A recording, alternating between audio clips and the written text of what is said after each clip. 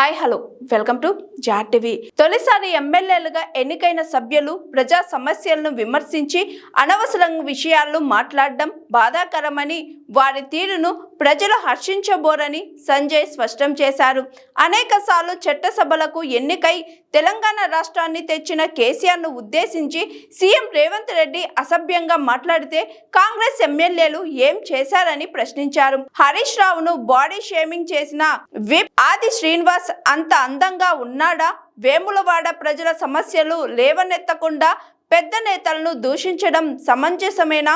Malakpet reservation కు వచ్చిన కాళేశ్వరం జలాశయాలను నెత్తిన జల్లుకున్న ఆయన హరీష్ రావుపై విమర్శలు చేయడం ఎందుకు? బీర్ల ఐలయ్య నియోజకవర్గానికి కాళేశ్వరం నీళ్లు వచ్చింది వాస్తవం కాదా? నిజాలు నీళ్లు కళ్ళెదుట కనిపిస్తుంటే కాళేశ్వరంపై దుష్ప్రచారం చేస్తారా? ప్రతిపక్షంతో సమన్వయం చేయాల్సిన విప్లు అడ్డగోలుగా మాట్లాడుతారా? ప్రభుత్వ అవినీతిని బట్టబయలు చేసిన హరీష్ రావు కుటుంబ సభ్యులను వివాదంలోకి లాగుతారా అంటూ ప్రశ్నల వర్షం కురిపించారు సంజయ్.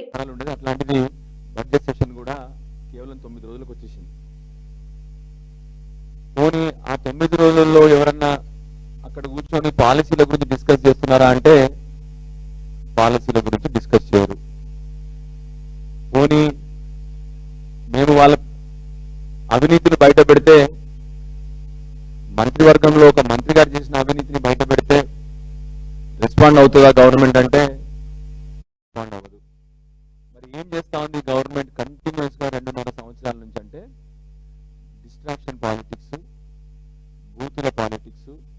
ఎవరన్నా మాట్లాడితే వాళ్ళ గురించి బాడీ షేమింగ్, ఎవరన్నా మాట్లాడితే వాళ్ళ గురించి పర్సనల్ గా మాట్లాడడం, ఎవరన్నా మాట్లాడితే వారి వ్యక్తిత్వాన్ని హననం చేయడం, వాళ్ళ కుటుంబ సభ్యుల గురించి అసభ్యంగా మాట్లాడడం, వాళ్ళ చుట్టుపక్కల ఉన్న వాళ్ళ గురించి అసభ్యంగా మాట్లాడడం తప్ప ఈ బడ్జెట్ సెషన్ లో కానీ అంతకుముందు సెషన్స్ లో కానీ ఈ 2.5 సంవత్సరాలను చూస్తూ ఉంటే కేవలం అసభ్య పాలిటిక్స్, బూతుల పాలిటిక్స్, డిస్ట్రాక్షన్ పాలిటిక్స్. మన జరిగిన అసెంబ్లీలో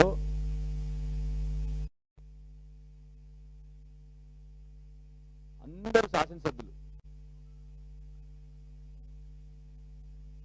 ముఖ్యంగా నూతనంగా ఫస్ట్ టైం శాసనసభలోకి వచ్చిన శాసనసభ్యులు మంచిదే, అందరు లేచి మాట్లాడినారు. మన కాంగ్రెస్ మిత్రులు అందరు కూడా, అందరు కొత్త మిత్రులు అందరు కూడా లేచి మాట్లాడినారు.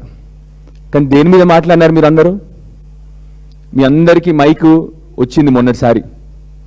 దేని గురించి వచ్చింది మైక్? ఒక తోటి శాసనసభ్యుని తిట్టడానికి మీ అందరికి మైక్ ఇచ్చినారు తప్ప మీరెవరన్నా లేచి మంత్రుల్ని మొన్న చూసినారు మీరే బడ్జెట్లో 2023కి 2026కి చూస్తే ఐటీ ఉద్యోగాలు తగ్గినాయి, రాష్ట్ర రెవెన్యూ రిసీట్స్ తగ్గినాయి. మీరెవరన్నా దాని గురించి మాట్లాడినరా? ఏం చేసినారు? సబ్జెక్ట్ని డిస్ట్రాక్ట్ చేయడానికి మన సహచర ఎమ్మెల్యే అయినటువంటి కౌశిక్ రెడ్డి గారి గురించి అందరూ మాట్లాడినారు. ఒక్కసారి ఆలోచించినరా మీరు? అసలు అక్కడ సబ్జెక్ట్ ఏంటి? ఆ రోజు మనం అడగాల్సిన విషయాలు ఏంటి, మనం చర్చించాల్సిన విషయాలు ఏంటి అసెంబ్లీలో, అవన్నీ మర్చిపోయి మీరందరూ కూడా సీనియర్ శాసనసభ్యులైనటువంటి కడియం శ్రీహరి గారు సీనియర్ అనుకుంటూ ఆయన గొప్పతనాలు చెప్పుకుంటూ కౌశిక్ రెడ్డి గారి గురించి మాట్లాడినారు. మంచిదే, మీ అందరూ పార్టీ లైన్లో పోతా ఉన్నారు, తప్పులేదు. నిజమైన నాయకులు అంటే పార్టీ లైన్లో ఉండాలి, అది కరెక్ట్ రాజకీయం, అది తప్పులేదు మీరు మాట్లాడిన దాంట్లో. కానీ మిమ్మల్ని ఒకటే ప్రశ్న అడుగుతున్నా, మరి పార్టీ మారినని మేమందరం శాసనసభ్యులం కూడా కలిసి మీరు ఏ పార్టీ అని అడగడం మేము చేసిన తప్పు పనా?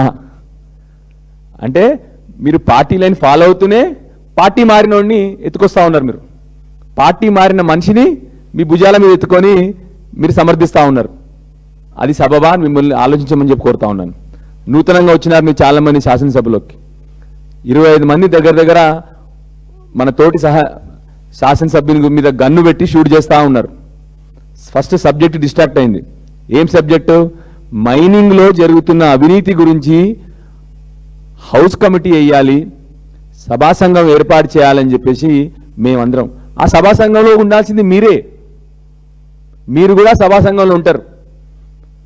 మరి మన శాసనసభకు వచ్చింది ప్రజల ఆస్తులు కాపాడడానిక, ప్రజల ఆస్తులు మింగుతున్న వాళ్ళని కాపాడడానిక అని చెప్పి మీ అందరినీ ప్రశ్నిస్తా ఉన్నాను. ఆ సబ్జెక్ట్ డిస్ట్రాక్ట్ చేయడానికి మన తోటి శాసనసభ్యుని మీద మీరందరూ కలిసి మాట్లాడినారు. మీరు ఇదే విషయాలు ఎందుకు ఐటీ ఉద్యోగాలు తగ్గుతూ ఉన్నాయి,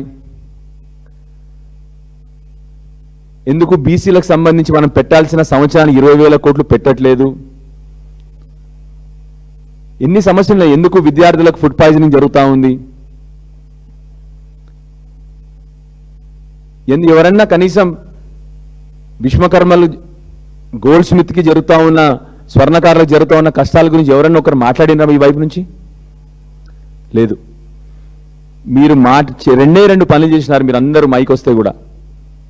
ఒకటేమో అవినీతి చేస్తున్న మంత్రి గారిని వెనకేసుకురావడం, రెండోది పార్టీలు మారిన శాసనసభ్యుడిని వెనకేసుకురావడం మీరు మాట్లాడింది. అడగకూడదా మీరు ఏ పార్టీ అని చెప్పేసి? నేను ఒకరోజు కాంగ్రెస్ కండువా కప్పుకోలేదు, నేను బీఆర్ఎస్ అంటాడు. మీ వైపు ట్రెజరీ బ్రాంచెస్లో మీ వెనకాల కూర్చున్నాడు కదా, మా పార్టీ బీఆర్ఎస్ పార్టీ అయితే మా వెనకాల కూర్చోవాలి కదా. రాష్ట్రంలో వారిని కేసీఆర్ గారు ఎంపీ చేసి, ఎమ్మెల్సీ చేసి, డిప్యూటీ సీఎం చేసి, ఎమ్మెల్యే మళ్ళీ మొన్న చేస్తే, అట్లాంటి పార్టీ మారి ఇవాళ కేసీఆర్ గురించి అసభ్యంగా మాట్లాడుతుంటే అట్లాంటి నాయకులు మీరు అందరూ వెనకేసుకొస్తా ఉన్నారా అని అడుగుతా ఉన్నా నా తోటి శాసనసభ్యులు, నూతనంగా వచ్చిన శాసనసభ్యులందరినీ. అది సబబా? మీరు సమర్థిస్తా ఉన్నారా? మేము మళ్ళీ చెప్తా ఉన్నాం, తప్పకుండా మేమందరం ఆయనని ప్రశ్నిస్తూనే ఉంటాము. మీరు ఏ పార్టీ అని అడుగుతాము. రాజ్యాంగంపై మాకున్న నమ్మకము, రాజ్యాంగం విలువలు కాపాడాల్సిన బాధ్యత మనందరి మీద ఉంది. తప్పకుండా అడుగుతాము. మీరు కూడా మిమ్మల్ని దయచేసి కోరుతా ఉన్నాను, నూతనంగా వచ్చినారు మీరు అందరు కూడా, మీలాగా మేము కూడా కొత్తగా ఫస్ట్ టైం వచ్చినాం అసెంబ్లీకి. మనం కూడా అసెంబ్లీ విలువలు, రాజ్యాంగ విలువలు కాపాడకపోతే ఇంకా రాజకీయ నాయకుల పట్ల ఇప్పటికే బయట అందరు నవ్వుతా ఉన్నారు. ఎమ్మెల్యేలు అసెంబ్లీలో జరుగుతున్న చర్చ గురించి చూసి పిల్లలు కూడా నవ్వుకుంటా ఉన్న పరిస్థితికి వచ్చింది. ఎన్నిసార్లు మన పాలసీల గురించి డిస్కస్ చేసినాం? మీరే ఒకసారి ఆలోచన చేయండి. పాలసీల గురించి మాట్లాడుతున్నామా, పర్సనల్ వ్యక్తుల గురించి మాట్లాడడం మొదలుపెట్టినాం మనం. ఒక శాసనసభ్యుడు ఇంకో శాసనసభ్యుడిని ఏ పార్టీ అని అడిగినందుకు ఆ శాసనసభ్యుని మీద బూతులు మాట్లాడడం, మైనింగ్ సంబంధించిన విషయాన్ని డిస్ట్రాక్ట్ చేయడానికి మొత్తం సబ్జెక్ట్ అంతా డిస్ట్రాక్షన్ అయిపోయింది. సో దయచేసి ఆలోచన చేయండి మీరందరూ కూడా. మనం ప్రజలు ఎందుకు ఇక్కడ పంపించినారు? మన వ్యక్తిత్వాల, మనం అందరం శత్రువులం కాదు, మనం ప్రత్యర్థులం. వేరు వేరు రాజకీయ సిద్ధాంతాలు ఉన్న ప్రత్యర్థులం అంతే తప్ప మన శత్రువులం కాదు. మీరు మమ్మల్ని అటాక్ చేయడం, మీరు మిమ్మల్ని అటాక్ చేయడం కాదు. మనం చర్చించాల్సింది ప్రజల సమస్యల పట్ల, మనం చర్చించాల్సింది ఊర్లలో జరుగుతున్న కష్టాల పట్ల, మనం చర్చించాల్సింది విద్యార్థుల పట్ల, మనం చర్చించాల్సింది ఆరోగ్యాలలో వస్తున్న సమస్యల పట్ల, మనం చర్చించాల్సింది ఎందుకు ఉద్యోగాలు తగ్గుతూ ఉన్నాయి. మొన్న మీరు చూసినారు ఐటీ ఉద్యోగాలు బాగా తగ్గినాయి. మొన్న మీరు చూసినారు టీఎస్ఐ పాస్ నుండి వచ్చిన కంపెనీలు ఏంటి అవన్నీ మొత్తానికి ఆ వెబ్సైట్ తీసేసినారు. ఎందుకంటే ఏమి కంపెనీలు రావట్లేదు మన తెలంగాణ రాష్ట్రానికి. ఈ కదా మనం మాట్లాడాల్సింది. విద్య, ఉద్యోగం, ఆరోగ్యం నూతనంగా వచ్చినప్పుడు మనం కూడా ఒక మార్పు తీసుకురాకపోతే ఇంకా ఎట్లా? దయచేసి ఆలోచన చేయండి మీరందరూ కూడా. మీరందరూ మొన్న ఒకసారి నిలిచి ఒక బీజేపీ శాసనసభ్యుడు ఏమీ అనకపోయినా కేవలం వ్యంగ్యంగా మాట్లాడినందుకే ఇందిరమ్మ గురించి మీరందరు నిల్చొని ఆ రోజు ఆ శాసనసభ్యుని పట్ల మీరందరూ కూడా ఖండించినారు. మేము కూడా ఖండిస్తాం. ఎవరైనా వ్యంగ్యంగా మాట్లాడినా, పెద్ద గొప్ప నాయకుల గురించి మాట్లాడినప్పుడు మేము అందరం కూడా సమర్థిస్తాం. మరి ఎప్పుడన్నా మీ నాయకుడిని, లీడర్ ఆఫ్ ద హౌస్ని, ముఖ్యమంత్రి గారిని మీరు ఎప్పుడన్నా అడిగినారా?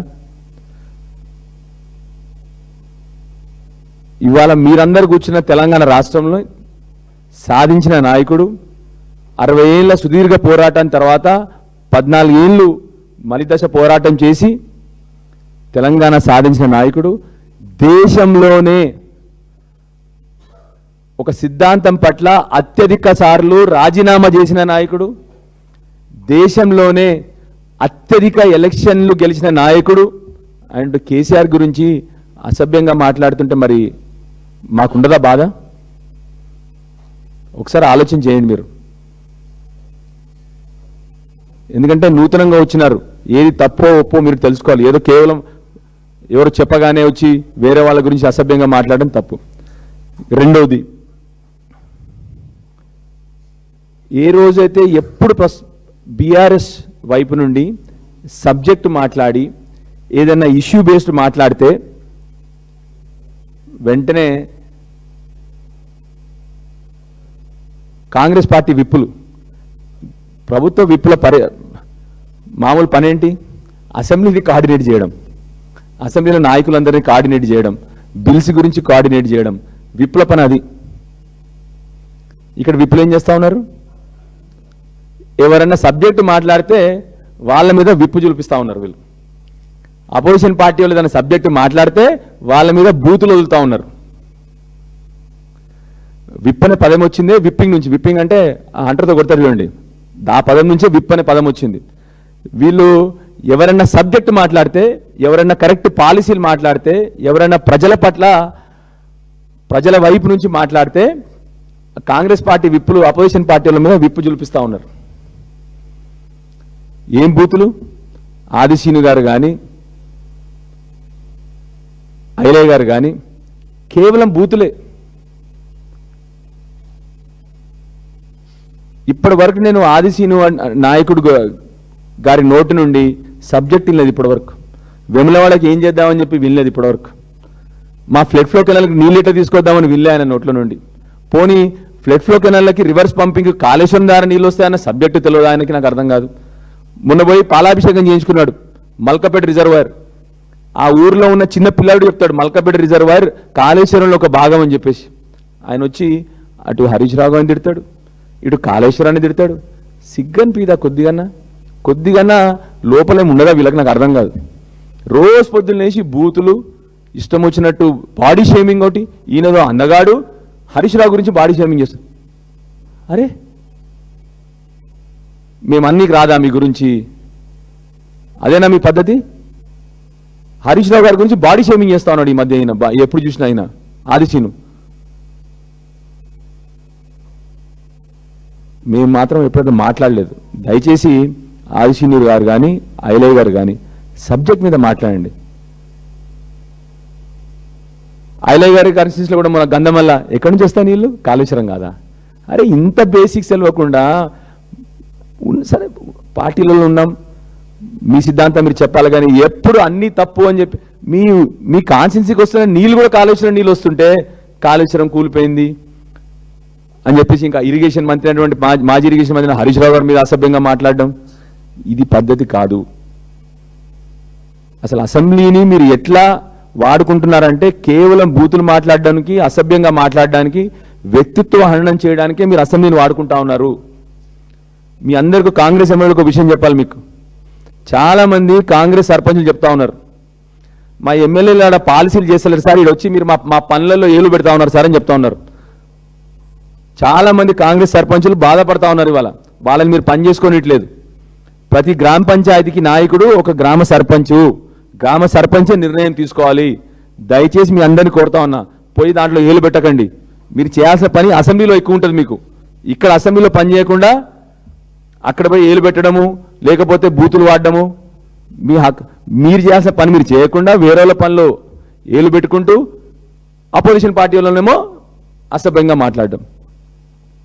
దయచేసి మీ అందరినీ కోరుతా ఉన్నాను, ఇప్పటికన్నా 2.5 సంవత్సరాలు గడిచిపోయింది. వ్యక్తిత్వ హననాలు బంద్ చేయండి. పర్సనల్గా టార్గెట్లు చేసుకుంటూ పర్సనల్గా మాట్లాడడం బంద్ చేయండి. హరీష్ రావు గారు సబ్జెక్ట్ గురించి మాట్లాడుతుంటే ఆయన మాట్లాడిన సబ్జెక్ట్ పక్కన పెట్టి ఆయన గురించి బాడీ షేమింగ్, ఆయన అత్త గురించి, ఈ మామ గురించి, ఈ బామ్మర్ల గురించి, ఇదేం చిల్లర రాజకీయము? మీ కుటుంబ సభ్యుల గురించి ఎప్పుడన్నా మాట్లాడినామా?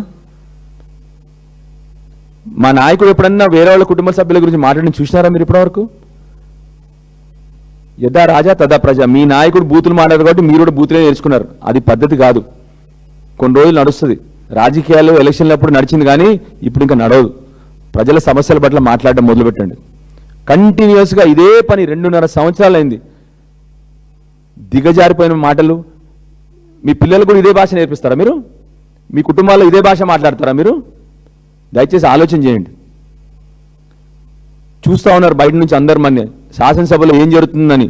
మనం అందరికీ ప్రజలకి దిక్సూచి అవ్వాలి శాసనసభ అంటే. మీరు మాట్లాడే భాష ఏంది, మీరు చేసే వేషాలు ఏంది, దయచేసి ఆలోచన చేయండి. మొన్న క్లియర్గా శాసనసభలో మేము లేవనెత్తింది మైనింగ్లో జరుగుతున్న అక్రమాల గురించి. ఇప్పటి వరకు ఎవరు జవాబు చెప్పరు, కానీ బూతులు మాట్లాడుతూనే ఉన్నారు. ఎస్, మేమందరం కూడా పార్టీ బీఆర్ఎస్ పార్టీలో ప్రతి ఒక్క శాసనసభ్యులు అడిగినాము కడియం శ్రీహరి గారిని, మీరు ఏ పార్టీ అని చెప్పి అడిగినాము. దాన్ని డిస్ట్రాక్ట్ చేయడానికి, డివియేట్ చేయడానికి, దానికి ఒక కులం రంగు పూసేసి మీ ఇష్టం వచ్చినట్టు తోటి సహచార శాసనసభ్యుని మీద తోసేసి అన్ని మొత్తం సబ్జెక్ట్ అంతా డిస్ట్రాక్షన్ అయిపోయింది. సో దయచేసి నూతనంగా ఎన్నికైనా నా సహచార శాసనసభ్యులందరినీ కోరుతా ఉన్నాను, మనం అందరం అడగాల్సిన విషయం విద్య, ఉద్యోగం, ఆరోగ్యం గురించి, వ్యవసాయం గురించి, మహిళల గురించి, ఇవి మనం సబ్జెక్టు గురించి మాట్లాడాల్సిన అవసరం ఉంది. మీరు మైకు దొరికినప్పుడు కేవలం వేరే వాళ్ళని క్రిటిసైజ్ చేస్తూ, వేరే వాళ్ళని పర్సనల్గా క్రిటిసైజ్ చేయడం బంద్ చేసి ఇప్పటికన్నా ప్రజల పక్షాన నిల్చొని మాట్లాడండి. ప్రజలు మిమ్మల్ని గౌరవిస్తారు. అదేవిధంగా విప్పుల భాష తీరు మార్చుకోండి. మీ పని, మీరు చేయాల్సిన ఫంక్షన్స్ ఏంటి, అసెంబ్లీలో మీ రోల్ ఏంటి, అవి తెలుసుకొని దాని ప్రకారం ప్రవర్తించండి. ఇష్టం వచ్చినట్టు హరీష్ రావు గారిని, కౌశిక్ రెడ్డి గారిని, ఎవరిని పడితే వాళ్ళని, కేసీఆర్ గారి గురించి వ్యక్తిత్వ హననాలు ఇది బంద్ చేయండి. ఇప్పటికన్నా ఎవరైనా మా నోటి నుంచి ఇప్పటి వరకు మీ కుటుంబ సభ్యుల పేరెత్తడం చూసినరా? మీ కథలు చెప్పుకుంటూ పోతే ఇక ఎండు కాదు కథలు, కానీ మేము మాట్లాడడం. ఎందుకంటే మా నాయకుడు నేర్పించిన సంస్కారం, మా తల్లిదండ్రులు నేర్పించిన సంస్కారం కూడా అది. వేరే వాళ్ళ గురించి వ్యక్తిత్వ హననాలు చేయడము, బూతులు మాట్లాడడం, అసభ్యంగా మాట్లాడడం మా తల్లిదండ్రులు మాకు నేర్పించిన సంస్కారం కాదు. సో దయచేసి విప్పులను మళ్ళొకసారి కోరుతా ఉన్నాను, మీరు దయచేసి ఇప్పటికన్నా సబ్జెక్ట్ మీద మాట్లాడడం నేర్చుకోండి. ఇష్టం వచ్చినట్టు వ్యక్తిత్వ హననాలు చేయకూడదని చెప్పి మీ అందరిని కోరుతా ఉన్నాను. Hi, this is Swathi. Like చేయండి, షేర్ చేయండి, కమెంట్ చేయండి అండ్ సబ్స్క్రైబ్ చేయండి GRTV.